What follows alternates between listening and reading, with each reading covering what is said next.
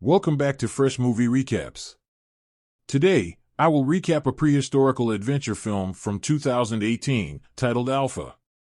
20,000 years ago in prehistoric Europe, a small group of hunters, led by their leader, Tao, gets ready to attack a herd of steppe bison. They create a wall of spears that causes the bison to stampede off a cliff, but 3 of them stay back, and one particular bull goes after Tao's son, Keda. After savagely hitting him with its horns, it drags him to the edge of the cliff, where Keda falls to the abyss after Tao hits the beast with his spear. It all starts a week prior when the tribe's teenagers undergo a spear-making test. Only Keda and his friend Kappa succeed, earning them a spot on the final hunting trip before winter arrives. As part of the ritual that marks them as adults now, they also get beat up by the other men to learn that pain will journey with them, and they are blessed by the local shaman by the campfire. Afterward, feigning sleep, Keda listens in on a conversation between Tao and his mother Ro. Ro expresses doubt about Keda's readiness to hunt due to his reliance on his heart rather than his spear, while Tao insists that Keda needs to contribute and earn the tribe's trust. The next morning, the hunting party leaves after saying goodbye to their loved ones and getting the shaman's blessing. Ro even gives Keda an extra piece of fur as a safety token. The party begins traveling across the land by following the sacred path left by their ancestors, who have made a series of rock sculptures that leave a trail for them to follow. The hand paintings on them point at the direction they must take to the hunting ground. While on their journey, they encounter another hunting group led by Shi, an acquaintance of Tao's who has tragically lost his son. The 2 groups decide to travel together. Throughout the journey, Keda attempts to earn his father's approval, but struggles to start a fire and hesitates to kill the boar caught by the other men, leaving him feeling inadequate. One night, while they are eating by the fire, they hear a noise behind them, so they swiftly jump onto a defensive position. When nothing comes, they quickly relax, which proves to be a mistake. A cave lion suddenly jumps out and snatches Kappa, who it takes away to feed on.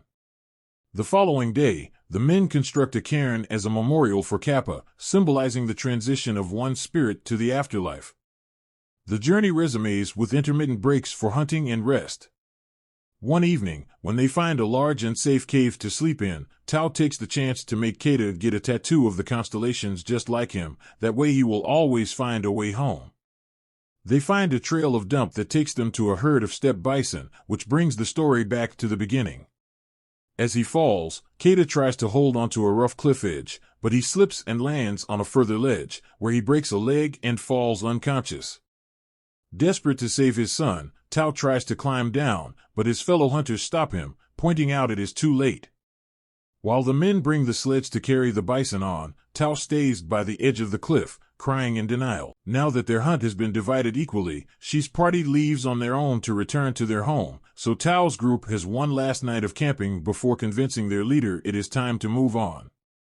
The following morning, Tao builds another cairn while tears of grief continue to fall. Several hours after the group departs, a vulture alights upon Keda, attempting to scavenge from it. Startled awake, Keda dispatches the bird by snapping its neck, abruptly realizing the direness of his circumstances. Dragging his broken leg behind him, Keda tries to climb down, but there are not enough rough edges for him to hold on, and ends up hanging in there for a long, excruciating moment.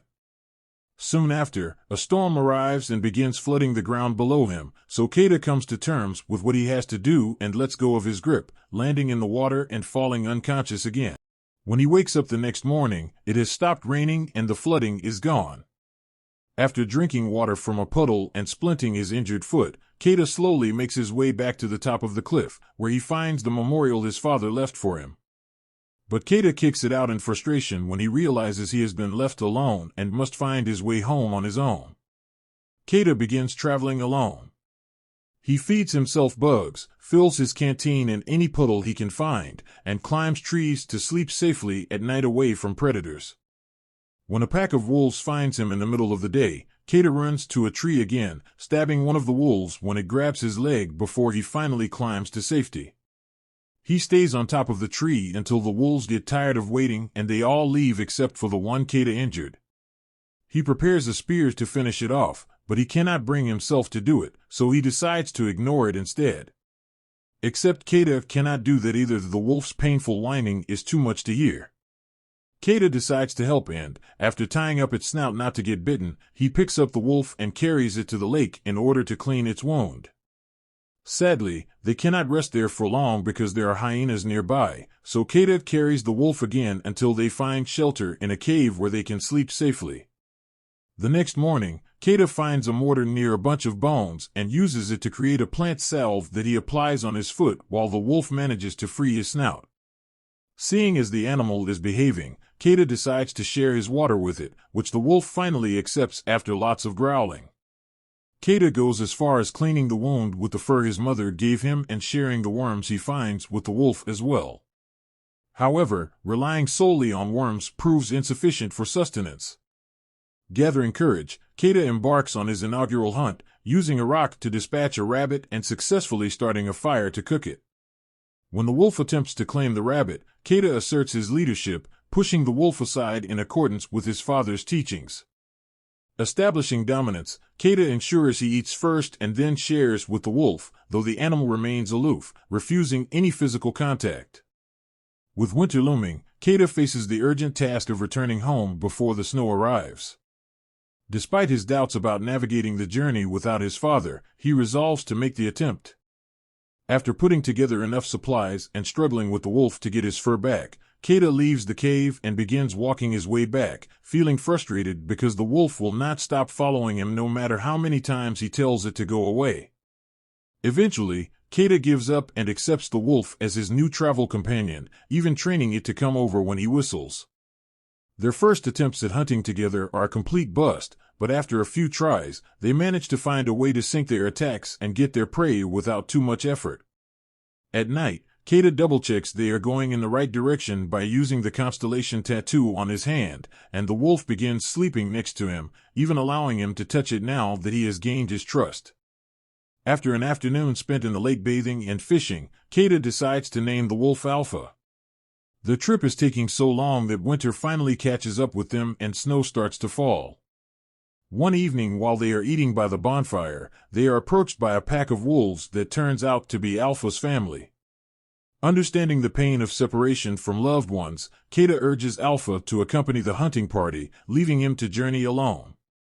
As days pass, frequent snowstorms impede his progress, exacerbated by a haunting dream of Tao returning home to deliver tragic news to Ro. Struggling through yet another storm, Keda encounters Alpha and its pack. In his eagerness to reunite, he rushes toward them, only to fall through the ice into freezing waters. As his mother's fur and most of his equipment float away, Keda hits the ice with his knife and manages to break enough to let Alpha drag him out. The two of them begin traveling together again, and later that night, Keda sleeps hugging Alpha to regain some warmth in his freezing body.